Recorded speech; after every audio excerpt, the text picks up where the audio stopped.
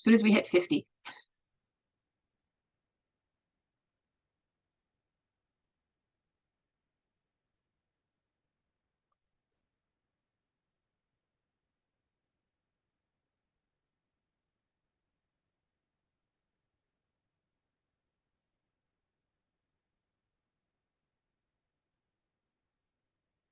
Everybody's got eyes on the ticker here now, Donna. Oh, there you go. There you go. See, it only took a minute. Now, the only question is, who is number 50? Yeah, I don't know. I wasn't keeping track of that. Anyway, everyone, welcome to Grand Rounds this morning. Dr. Jabbour is not available, so I am the lucky person that gets to fill in for this amazing presentation. So we would like to start with a land acknowledgement. Ottawa is built on unceded Algonquin Anishinaabe territory. The peoples of the Algonquin Anishinaabe Nation have lived on this territory for millennia, and we honor them and this land. Their culture and presence have nurtured and continue to nurture this land. CHEO also honors all First Nations, Inuit, and Métis peoples and their valuable past, present, and future contributions to this land. Today, we're very lucky to have our presenter, Dr. Mark Norris, as our presenter. Dr. Norris is a professor in the Department of Pediatrics, Faculty of Medicine at the University of Ottawa, and also holds a University of Ottawa Tier 2 Clinical Research Chair in Eating Disorders. His clinical, academic, and research interests focus primarily on the assessment and treatment of children and youth with eating disorders.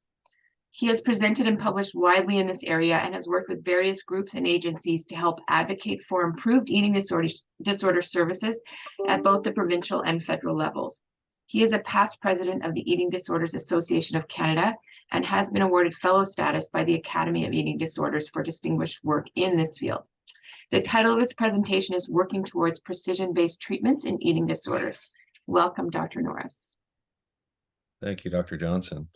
Welcome, everybody. Thanks for coming. I'm pretty excited to be here speaking about precision health, precision mental health, and eating disorders today.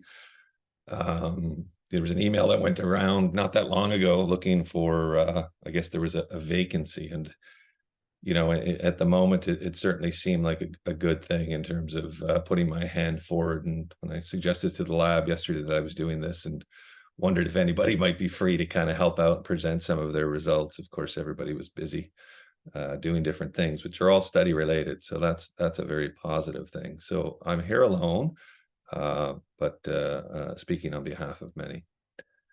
So these are the learning objectives. We're going to speak a little bit about the potential application for precision medicine in the field of eating disorders. Before we get to that, I'm going to spend a few minutes just reviewing kind of the current landscape, if you will, of disordered eating, eating disorders here in Ontario and abroad, and hopefully paint, you know, a picture that lends us to why, you know, precision medicine is something that we should be thinking about in this field. From there, we'll speak specifically about a feasibility study that is seeking to incorporate precision-based treatment variables into everyday care here at CHEO. This is really a culmination of efforts that started well before the pandemic, but it got largely shut down during the pandemic, and just in the last year and a half has been resurrected and has really gained a lot of steam in the last kind of 12 to 18 months. And then for those of you that are super keen in the audience, I'm going to talk a little bit about just some of our preliminary variables of interest in terms of the data analysis that we're actually ahead of schedule, if you can believe that, and starting to look at some of this data. Okay, so I don't have any relevant disclosures that are pertinent to this discussion today. As I said, I'm here kind of, you know, as the face of precision mental health and eating disorders, but you know, I'm really speaking on behalf of a huge team of people that have come together, and we all are in this together. And there's a large number of people here at CHEO that help kind of oversee and kind of recruit, and, you know, really just kind of increase focus of the studies at hand. We have a number of staff at the Research Institute that are also acting as collaborators and co-investigators. And you know, probably one of the most relevant and important things that's come out of this study is increased collaboration. And you know, this study wouldn't be possible without the help of Dr. Krista Power, who is overseeing all the lab-based analysis at the University of Ottawa. And so I'm profoundly thankful to Krista and her team, and we've got some PhD students, and it seems like with every few months, the number of people that are involved is continuing to increase, which is really exciting. In terms of funding, we have two sources of funding that I just want to acknowledge up front. One is was actually a generous anonymous donation that was made on behalf of the Precision Mental Health initiative, just in general at CHEO, and the Eating Disorders Program is directly benefiting from that. And the second is the CHEO Innovation Fund, which has funded the microbiome arm of the study that you're going to hear about today. And then there's a few slides in here that were provided by Dr. Gail McVeigh, who I collaborate and work with in Toronto on prevention related topics. Sorry, my phone is buzzing.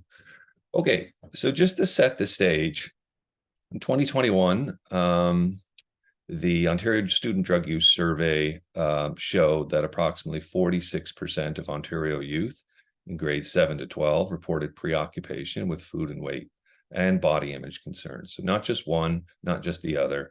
We have both of these issues that have been raised. And these are obvious known precursors to disordered eating. And that should really concern us all, to be frank. A quick little plug on why collecting epidemiological information is important. But so the questions that were used to inform the CAMH study were drawn from the Odyssey, which is the Ottawa Disordered Eating Screen for Youth. That was spearheaded by Dr. Obaid here at CHEO. And, I'm hoping when you come away from this presentation today that you will see that, our research program and, many of the initiatives that we have both, undertaken in the past and are continue to do present day are really helping to shape the care of eating disorders, not just here in Ottawa, but certainly nationally, and informing what's going on around the world. And so a quick shout out to Jason Berman at the CHEO Research Institute for all of his support in that regard as well. For those of you that were looking at the Globe and Mail yesterday, you would have seen this article, which was entitled "Hospital Admissions for Eating Disorders Rose in Female Adolescents and Adults During the Pandemic." And that's a picture of Dr. Leanna Iserlin, who is our psychiatric director. And if she's on the call here today, I'm sure she will not be happy that I've put her picture there for everybody to see, but there it is. And I think it's deserving that we pay attention to, the work that CHEO specifically did during the pandemic to help highlight some of the issues that were taking place in eating disorders. We're at a place where eating disorders are really representing a major public health burden worldwide. And certainly compared to pre-pandemic levels, during the pandemic, emergency department visits for eating disorders, especially in youth, but also in adults, increase. And with youth visits more than doubling for those aged 10 to 17. Now, it wasn't just emergency visits. Hospital admissions for the same period also increased. Not quite double, but as you can see, 8.82 versus 5.74 admissions per 100,000 individuals, which is, when you are talking about bed requirements and bed space and the length of stays typically that patients with eating disorders have when they are admitted, that is a very significant issue. And it actually became quite a crisis during the pandemic. Outside of the pandemic and before the pandemic, there was already reason to be concerned. So the prevalence of eating disorders was recognized as increasing, and there were a number of different studies that were suggesting the same. A systematic review that was published just in the last year, maybe two, suggested that the point prevalence had increased, more than doubled, between the periods 2000 to 2006, from 3.5% to 7.8% between the periods 2013 to 2018. And if we were to try and kind of guesstimate where that point prevalence lies right now, my sense would be that all indications would suggest that that number is higher. So again, I'm just going to pause for a second and just ask, us all to digest that, right? That's a, point prevalence of probably greater than 8%. We have reason to be concerned. Children are not okay. And post-pandemic, there's now emerging evidence to suggest that, rates of eating disorders have not returned to their pre-pandemic level. And for those of us in the field, that's not necessarily shocking. Now, why is this important? Well, it's important for a whole bunch of different reasons, but the reality is that eating disorders have a devastating toll, yes, to individuals, but also to society in general. And a few studies kind of help highlight that. There was a U.S. study led by Bryn Austin and her group that suggested that the annual fiscal cost in 2018 associated with eating disorders was estimated at almost $65 billion, with Australia actually topping that number in the same year, estimating the economic costs to be on the order of $84 billion just for South Australia alone. So these are staggering numbers and really, again, just, highlight the extent to which, these illnesses that have a devastating toll across all levels of society. Here in Canada, Dr. Obaid is leading the charge with our Canadian data, and maybe this time next year, certainly we'll be able to kind of present those results as well. But that study is well underway and set for presentation in the coming months. Okay, so now that I've set the stage, I want to try and kind of bring focus to, how we assess how we treat these patients. And part of our challenge, of course, certainly at CHEO, is that when eating disorders kind of set in, if you will, they are not easy necessarily to treat.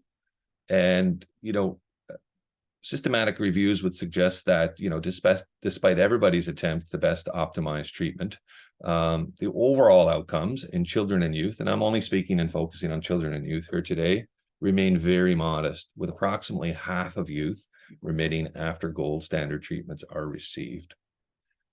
So after we give patients the best evidence that we have in terms of treatments, we only have 50% of patients responding. And these are research studies that are generally quite clean in terms of the patients that we're recruiting. And generally, I would say, not representative of the patients that we would see, for example, here at CHEO, where we recognize that the complexity is significantly higher. We're not alone in terms of mental health. So this was a recent review of 453 mental health psychotherapy studies spanning over 5 decades that found that the mean effect size for treatments significantly actually decreased over time for depression and conduct problems, and failed to significantly improve for either anxiety or ADHD. And, members of the same group published a separate study suggesting that even if we were delivering all of our therapies absolutely perfectly, at best, we would achieve effect sizes of about 0.83, highlighting and suggesting that we do need alternatives and we do need to be thinking about augmenting our approaches to care. Part of the challenge, of course, is that eating disorders rarely kind of present as one single entity or one single difficulty, if you will. And established longitudinal evidence would suggest that comorbid mental health diagnoses are powerful predictors of negative outcomes and are known certainly to affect the quality and lives of individuals with eating disorders.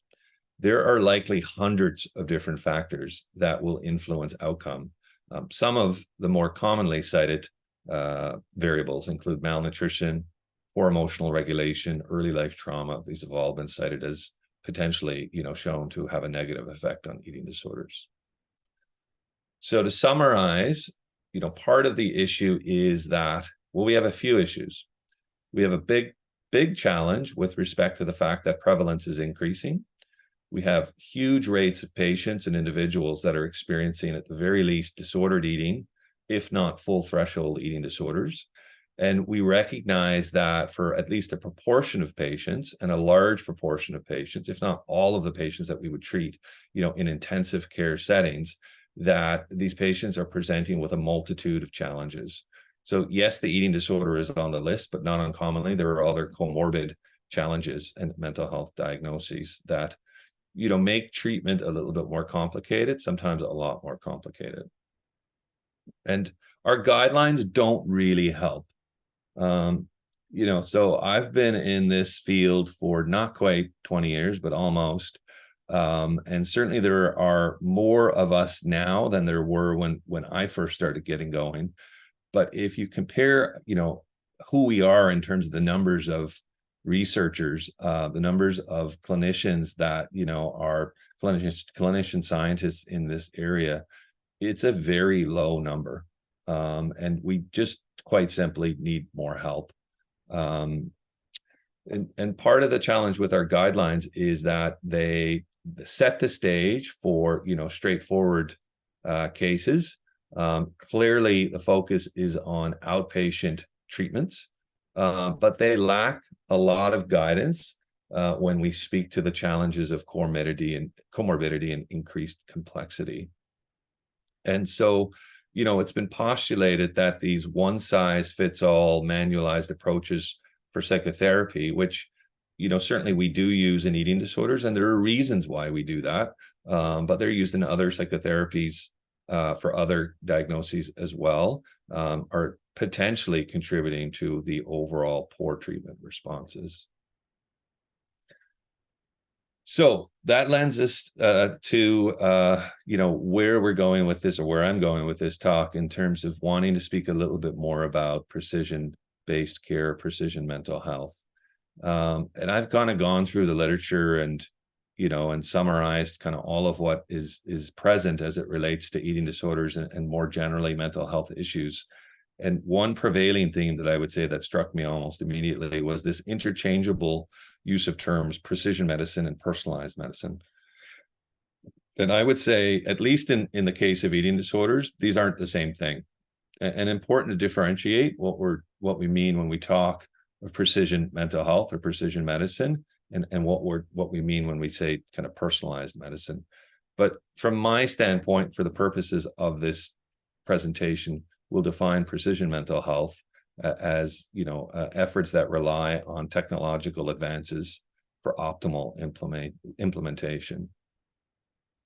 Now, it's not to say that personalized medicine is not important. This is really a critical consideration for eating disorder care, and I think something that we here at CHEO do an excellent job of. So we recognize that a stepped approach to care is ideal for the majority of at least moderate to severe eating disorder presentations. And you'll see there that I've got that little kind of graphic that represents the team. And this is, there is no doubt that as far as a team effort goes, that eating disorders requires a full multidisciplinary effort. So CHEO has been leading the charge in lots of different ways. So yes, we strive for excellence in research. A lot of what our research has helped us do is to better understand, what's happening clinically within our programs, how we're doing. Certainly the research that we were doing during the pandemic helped shed a light very early on the crisis that was underway, and helped advocate for increased funding, which I don't think it's a fluke that the CHEO Eating Disorders Program is the largest, intensive eating disorders program in the country. From my standpoint, that lends directly to the research that is ongoing here and the discoveries that are taking place, and henceforth the association with our ability to advocate for increased services. I do want to just for a second kind of draw attention to the last little bullet there, which was a news release that I believe also went out yesterday, which said that CHEO opens the first pediatric eating disorders partial hospitalization program in Canada. And this is a huge step for us, and I think has really transformed the way that we can approach care. And I've got the little graphic there of trying to put a square peg into a round hole. And a lot of what we attempt to do is personalize the needs of the family and the patient as best as we possibly can. And this partial hospitalization program really allows us to kind of dial in more precisely what the specific needs of patients are. And so we have very high hopes for this. And already this program is attracting a lot of attention and looking at being mirrored in various provinces across Canada. Okay, so let's get back to precision mental health. So we've said that precision mental health can be defined as tailoring medical treatment to the individual characteristics of each patient. All important to kind of keep in mind. Obviously, we work in hospitals. I'm a clinician that works, largely alongside a treatment program, but important to kind of understand or to keep in mind that ideally we would be thinking about precision mental health across the entire gamut of care. And when I say entire gamut of care, I mean, starting with prevention. I've highlighted just how problematic and prevalent disordered eating behaviors and thoughts are. And this, arrow, which is provided by Dr. McVeigh, helps highlight, all of the possibilities that exist as it relates to intervening early, if you will. And everything on the far left specifically speaks to kind of prevention-based efforts. Whereas when we get through the middle, we're really now starting to focus on early interventions, and on the right side, thinking more about our specialized treatments. But in terms of, trying to put, a bang for our buck, it makes sense, at least theoretically, that, we need to increase the amount of effort that we are placing on the left-hand side of this diagram. As it stands right now, almost all of the financial support is going to the far right, and pretty clearly demonstrated in research, even here in this province, that that we have a multitude and thousands of children and youth that are already struggling, and it behooves us to try and get to them as quickly as we can. And so a quick plug for, a lot of what I do is on the treatment side, but increasingly, I think, as this has all become clearer to me, I have, been spending a large amount of time over the last few years focusing more on prevention. So more on that left-hand side of the arrow, and working with Dr. McVeigh and a large team out of the University Health Network to design and implement, a very innovative program of eating disorders prevention. And all of those circles at the bottom represent different spheres of influence that we will be rolling out. Some of this has been rolled out in pilot regions across the province, but is coming hopefully to the province as a whole. So the end goal ideally is to try and influence, ideally try and diminish rates of disordered eating and full threshold eating disorders, so that, this is going to take time, but ideally 5, 7, 10 years from now, the overall number of patients that we see begins to decrease. So let's spend a little bit of time talking about the study overall. Part of our reality here, certainly at CHEO and kind of everywhere, I think, is that, we offer treatments based upon the best available evidence, but rarely do we consider individualized biological characteristics or findings in patients. Now, on a very kind of broad level, we do. If we think about something like heart rate as an example, we use heart rate typically as a marker of malnutrition. And that is individualized in terms of trying to ensure that patients that have profound and extreme bradycardia are triaged kind of more urgently than those that do not. But the aim of the precision mental health study is really to kind of dig significantly deeper. And we want to try and explore what, if any, biological markers can be better used to inform an individualized approach to treatment. Now, I'm not here to say that what we're doing is not great and not fantastic, because quite the opposite. I think a lot of what we do here at CHEO, and we're due for a relook at our data in terms of helping to demonstrate that the stepped care approach that we have implemented has really realized outcomes that I would say are significantly better than what we're seeing in kind of just those standard outpatient kind of treatment studies.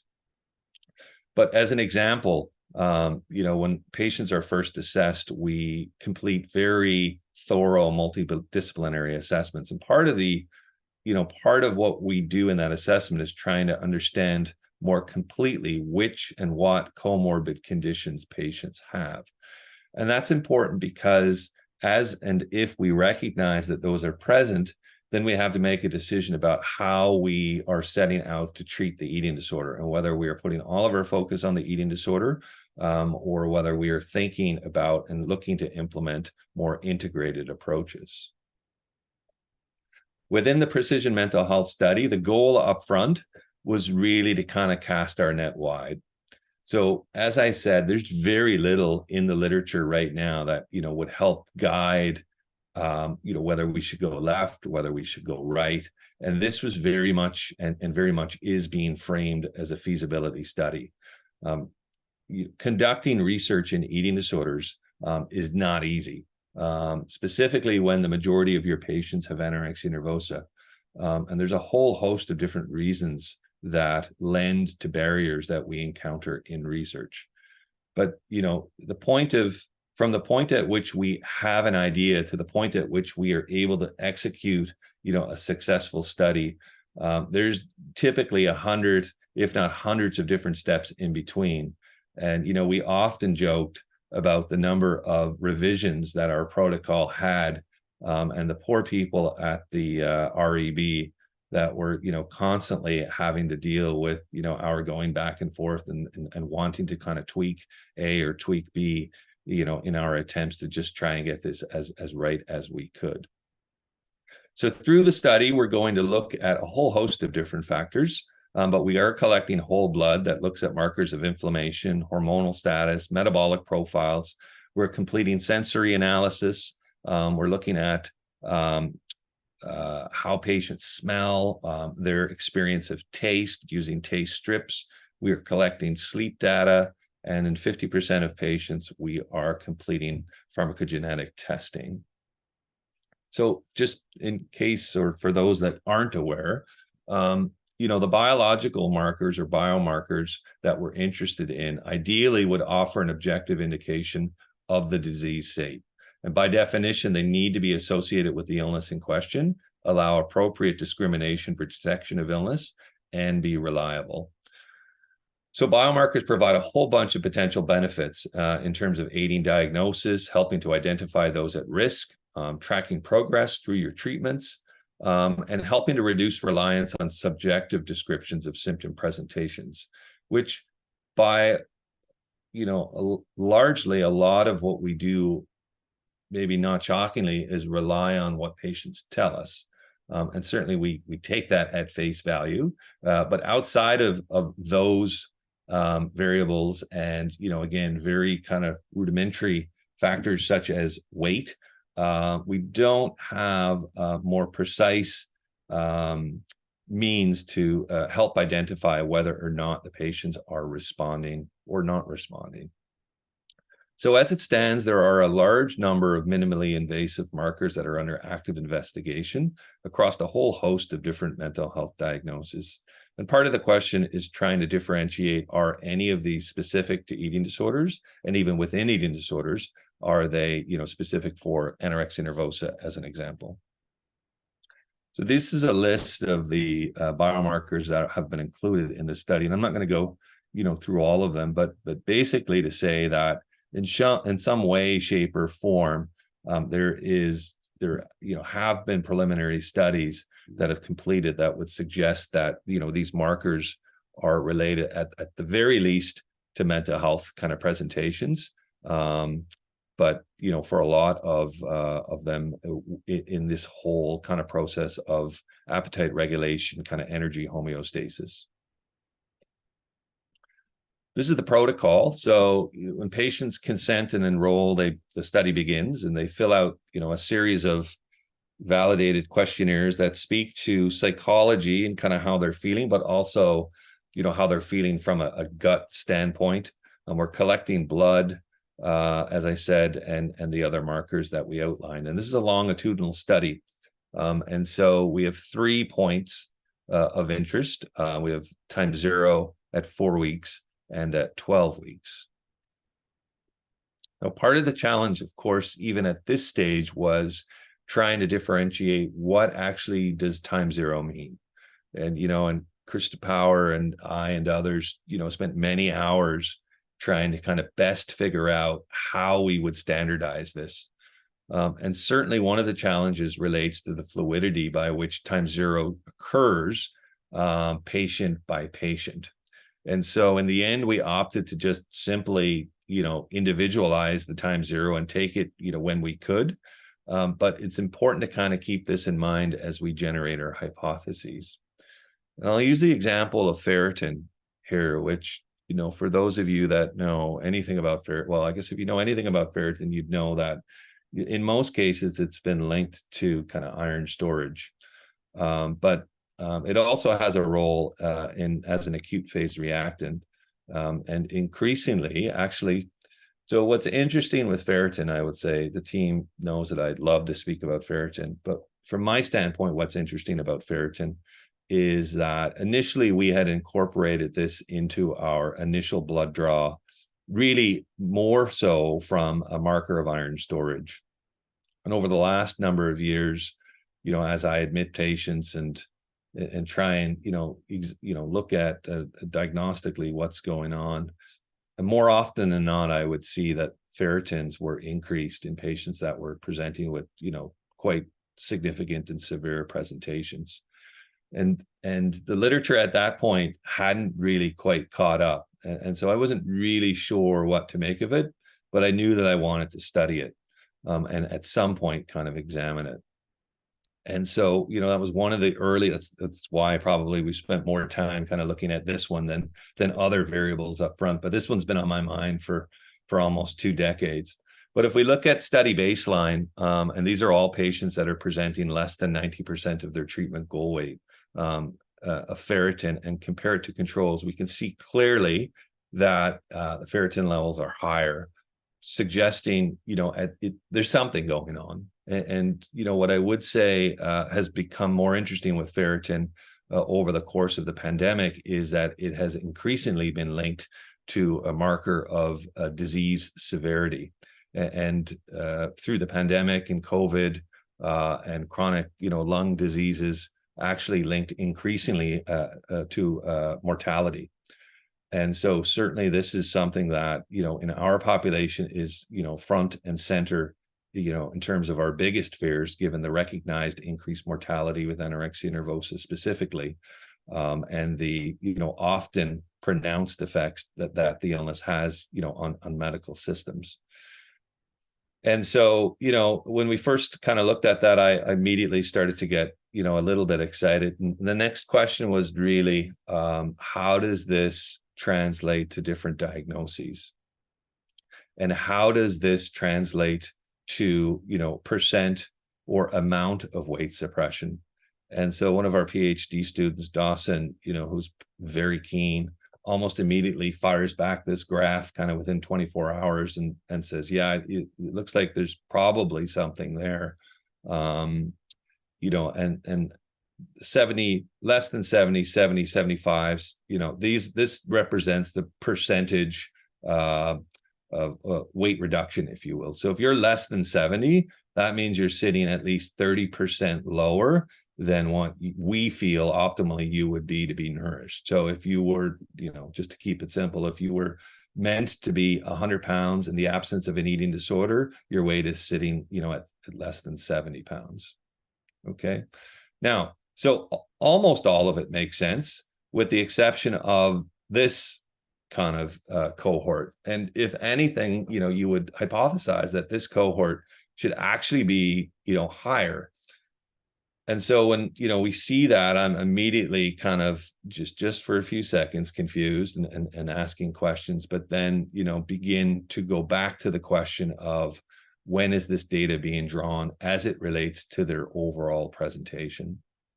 And so when we go back and tie in first assessment ferritin levels, we can see now that in fact that trend is, showing more regularly. So, this speaks again to just the importance of understanding the data that you have and how you're collecting it, especially as it relates to kind of your interpretations. So the ferritin piece is definitely something that I suspect you will be hearing more of in the coming months. Okay, just in terms of the microbiome, so I mentioned that the innovation study funded a microbiome arm, which for many years, Dr. Spedigiu and I specifically have been kind of toying with the thought of doing microbiome work in eating disorders. And we actually applied for a number of grants over the years, none of which were funded. And the feedback often came back with the simple reality or the simple question of, will the patients actually accept this protocol? Will adolescent, primarily females, I mean, there's certainly males as well, but will adolescent females, specifically with anorexia nervosa, be accepting of, a protocol that's asking them to collect stool? We were, very interested for obvious reasons, but numerous studies have documented altered and dysbiotic microbiomes in patients with eating disorders. Almost all of these studies have been in adults. There's very, very few studies, and the studies that are out there have very low numbers.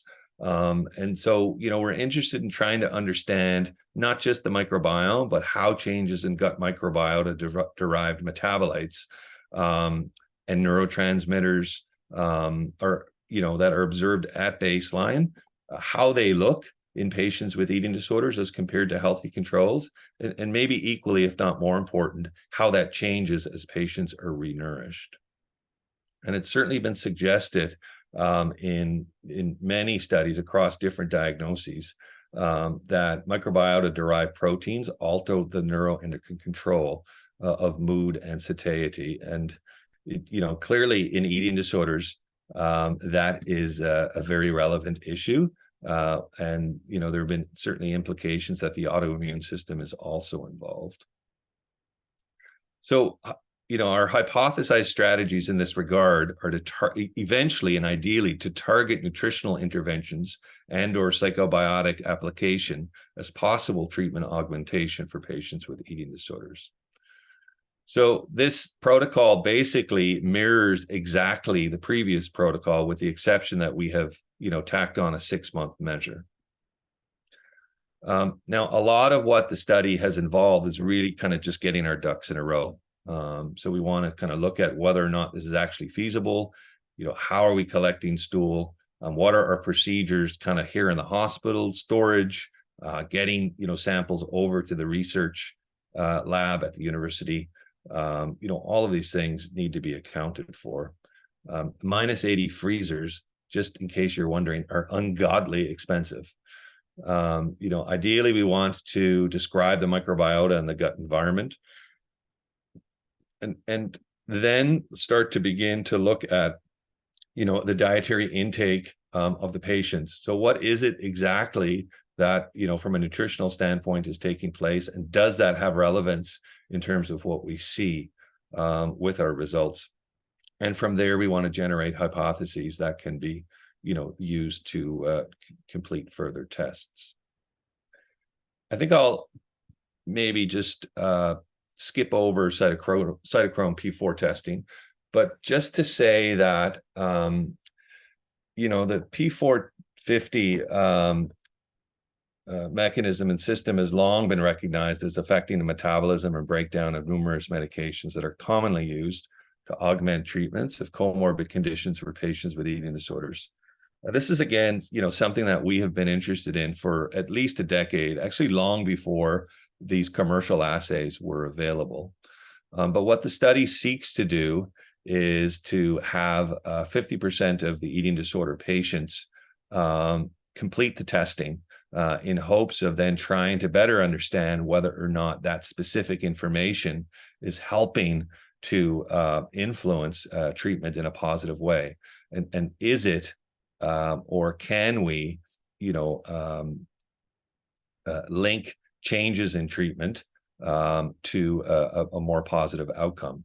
For example, less medications prescribed, ideally less, treatment days required. But this has applicability certainly, across the board as it relates to the patients that we see. And I have a case here that, that I'm not going to spend too much time talking about, but just to say that certainly, it's straightforward when the reports are straightforward, but when the reports aren't straightforward, then they do tend to be quite helpful in terms of trying to kind of, differentiate whether or not we should be thinking about prescribing our standard medications, which again would be based upon guidelines and evidence, or whether or not we are individualizing care based upon the specific information, in this case, obtained from the P450 testing. If you can believe it, as it relates to nutrition science and eating disorders, as it relates to or pertains to precision mental health variables of study, the door is absolutely wide open. So nobody has really kind of started to kind of at least publish. Maybe people are starting to look at this, but in terms of what's available in the literature, there is next to nothing right now. And so this is certainly something that we're quite excited about. Very quickly as we got into the study, we started to realize the many challenges, which you might think would be reasonably straightforward in terms of knowing what your patients with eating disorders are eating, but actually tracking and, trying to, to understand and to find a reliable way of getting this information has actually proven to be quite difficult. All right. So enough about the protocol. Is it actually feasible? And I've kind of hinted at this up front, but just to say that it's not a given when you set out to do an eating disorder study that it will be successful. And if Dr. Spedigue was on the line, she would kind of pipe in and tell us all about, her attempts to run olanzapine studies at CHEO, about 15, if not 20 years ago, and all of the difficulties that we had in those regards. Our team has taken, I would say, I would hope, every potential step possible to try and ensure that the protocol that we've been planning and ultimately that we implement it would be accepted.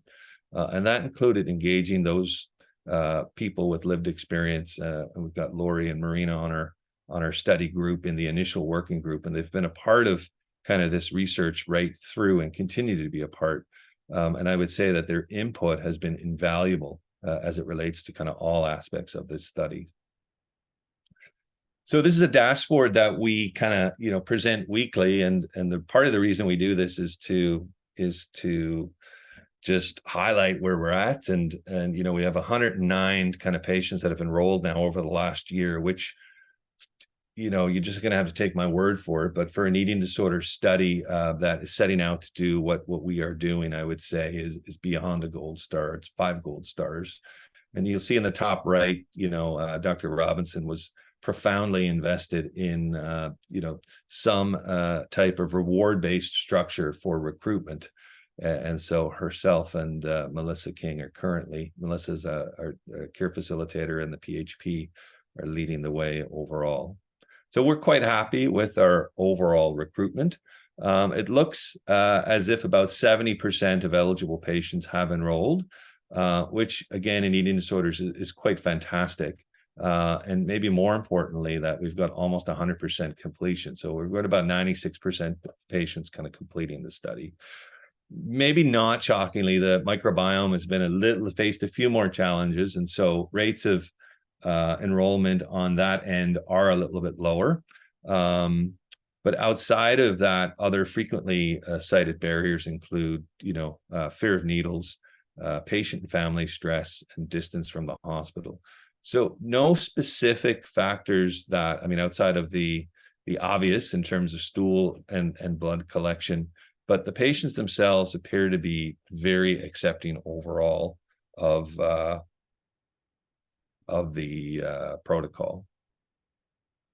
Okay, so just in terms of, let's maybe just spend 5 minutes or so just looking at some of our preliminary analysis and hoping to start to now kind of help you understand, how this might be helpful. And I will say that, as far as kind of steps go, this is what I'm about to show you would be step one of what is likely going to be a 300 step kind of process that's going to likely last at least another year or two in terms of kind of, trying to kind of understand all of the data that we have collected. So we talked a little bit about ferritin. I'll just kind of close that story. Just to say that, what has become more interesting with ferritin, and this has not been shown previously, is that, there's a differentiation in the levels in patients that have primarily restrictive behaviors as compared to those that have binge purge symptoms. And so you might ask why this might be relevant, and certainly our A and BP sample is still low, and that needs to be bolstered. But I could certainly see that this information could be used to help better inform our triage. And a lot of and for the emerge docs on the line, a lot of what we sort through late at night is trying to kind of really best determine whether or not a patient should be coming into hospital. And so if we have more objective measures that might suggest that that this child from a physiological standpoint is really showing significant signs of distress, then that's another piece of a very important puzzle. And interestingly enough, when we look at the binge purge patients, they're not really showing any change kind of over time, whereas the patients that have restrictive patterns, you can see quite clearly as they initiate treatment and are starting to receive kind of more regular nutrition that those ferritins start to come down. So also interested in adipokines, and I'll just kind of a quick word about leptin. This study in particular is looking at leptin and ghrelin, but I'm only going to speak about leptin. And again, just with a means to kind of highlight a potential application in precision mental health. But, our levels of leptin, maybe not shockingly, in patients with anorexia nervosa have been shown to be lower than those that are the healthy controls, and ghrelin is higher. So we expect that. But hasn't really been much research that has looked at what happens with leptin longitudinally. And so what we are, starting to see is that certainly there's a big difference between baseline and week 4, but no difference between week 4 and week 12.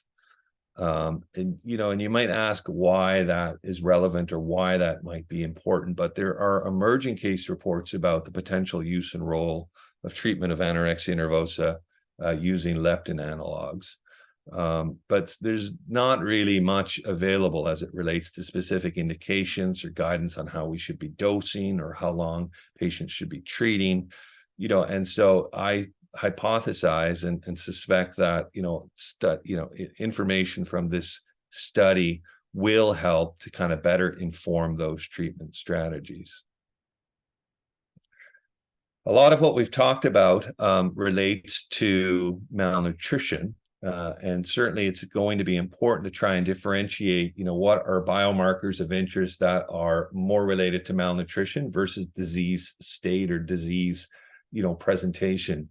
And interleukin-17 is already kind of suggesting that it's going to be an interesting story.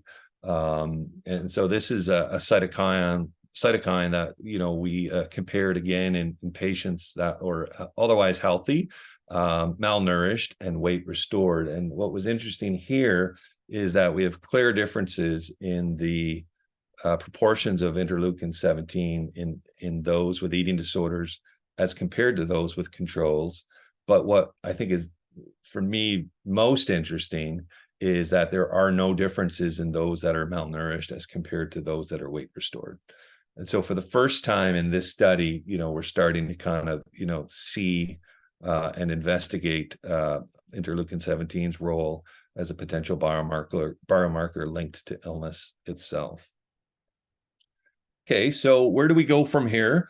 Well, the plan is to really continue to bolster the sample size. We want to try and kind of increase our diagnostic heterogeneity. We are collecting mostly patients with anorexia nervosa, and that is not shocking because the majority of patients that we see by virtue of the way that our program has been set up have anorexia nervosa. In the next 2 to 3 months, we will be adding functional MRI to the mix and offering MRI to patients at assessment and longitudinally. And we have grants underway right now. I could come back next year and talk about artificial intelligence and its application in eating disorder programming and decision making. That's certainly an area that I am profoundly kind of interested and keen on, and we'll be doing kind of more in this area kind of in the coming months.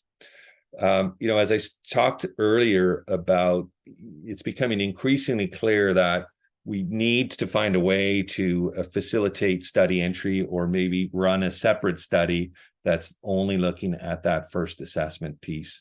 That is undoubtedly, a very important kind of time point that we need to tap into. And so in doing so, we're starting to think about expanding our sites and also examining the utility of, looking at applying these protocols beyond patients with eating disorders and with other mental health diagnoses.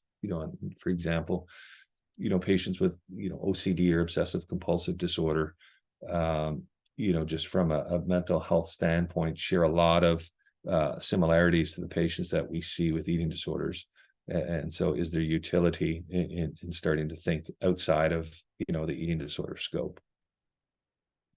So in summary, although appealing, the reality that a magic bullet will be identified that helps transform our understanding of illness, provides a meaningful breakthrough for treatment, is unlikely. This is almost certainly going to be very complicated. I have no doubt about it. As our understanding of the complex biological systems improves, interdisciplinary collaboration becomes absolutely mandatory.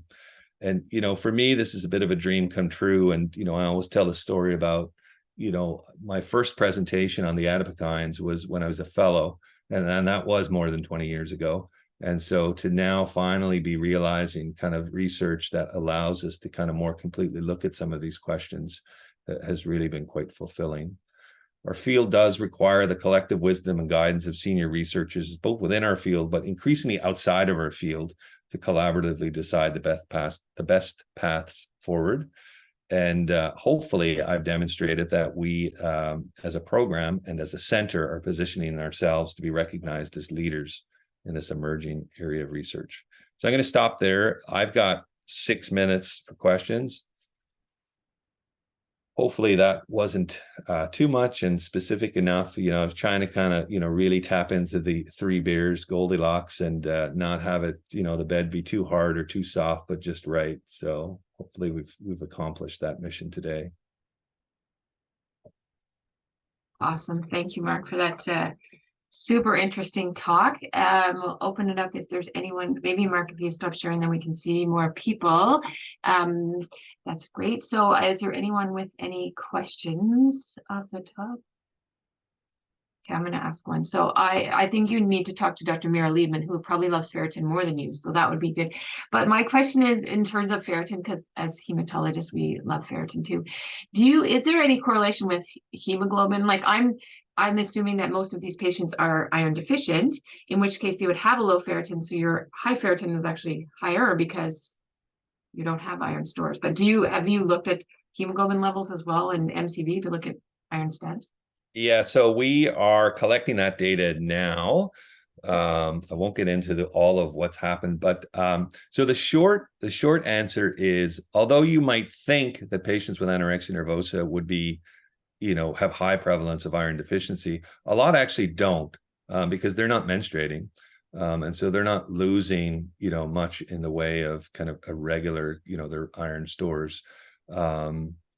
But yes, that is something that we are collecting data on. I thought we were collecting it actually earlier than we actually were, but it turned out that there was a slight little issue in our CBC collection. And so for the first 3 months of study, we weren't collecting CBCs, but we're back on track now. But we aren't sufficiently powered to kind of look at that. But but I do hear what you're saying, and I'm not expecting that the iron deficiency is going to, to play significantly into this. My gut sense is that this is absolutely related to, just overall kind of disease severity and physiological fragility at that time of first presentation. And my hypothesis around the binge purge subtype, maybe that was going to be the next question someone was going to ask me, is, that these are, despite the fact that these patients are malnourished, they are getting nutrition, right? So they are having points where they are binging, typically, somewhat regularly. So it may just be once or twice a week, but they are having, from a physiologic standpoint, opportunities for some of the systems to, re-nourish, if you will, if only briefly. Whereas patients that are restrictive are really lacking kind of that specific reality. I just saw Dr. Spedigue put her screen on, and I'm so happy that you're here. Did you want to add anything, Wendy? Yeah, that was fabulous, Mark. And the only part that I wanted to add that we're also very excited about is that we're also following measures of mental health, such as depression and anxiety, as we're collecting all of the blood work and other biomarkers. And soon MRIs.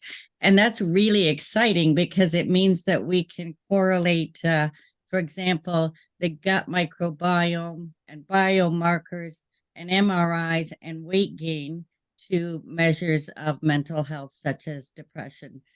And I find that part very exciting.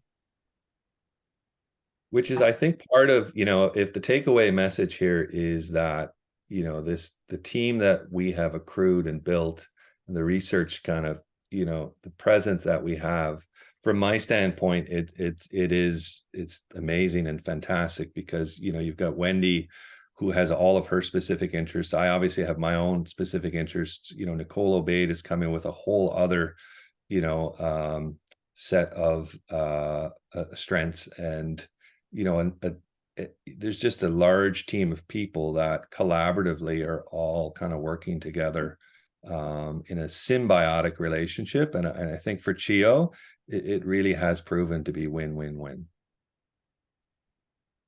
Sounds like the ideal multidisciplinary, like full looking on every aspect of the patient type of research, which is really amazing that you are doing this. As Roger put it very well, fortunate such a world-leading expertise leading this research at CHEO. It is really amazing work. Any other questions from people? Roger. Amazing work, Mark, Wendy, and the whole team. I was curious, you'll have so much data, and maybe it's not enough time to talk about it. Are you going to use machine learning or any AI algorithms to help explore? Thank you. Yeah. Now we're talking. So yes, this is something that I could not be more excited to start to get into. So myself and Khaled Alamam have been chatting quite regularly, and Nicole and I have met with Ivan, kind of the data warehouse team. And so we have active plans, and we have grants that have already been submitted to kind of begin to look at this. So that's a whole other arm of eating disorder care and treatment that I did not speak about today, but the plan really is to kind of look at artificial intelligence as well across all aspects of our kind of programming, and ideally, help to inform, some of our decision making. Thank you for asking that question. Awesome. All right. Well, seeing no more questions and finishing right on time, I want to thank you again, Mark, for that really amazing presentation, and congratulations and kudos for this really amazing work that is really leading the way for CHEO and makes us very proud. So thank you. Have a great day, everyone. Thank you.